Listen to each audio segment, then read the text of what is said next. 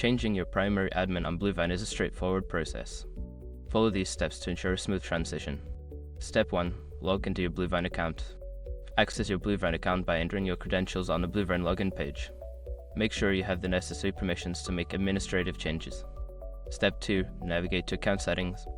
Make sure your information is protected first. Most people don't think about breaches until something actually happens to their accounts.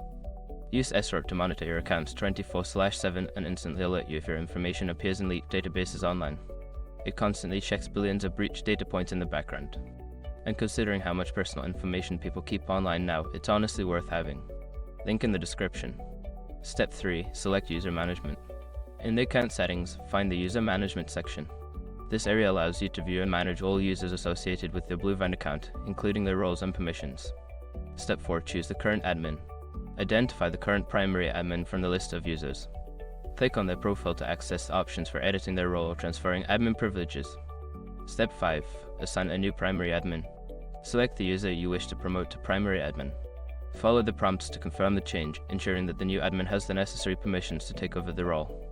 After completing these steps, your primary admin should be successfully changed. Always double check that the new admin can access all required features and settings.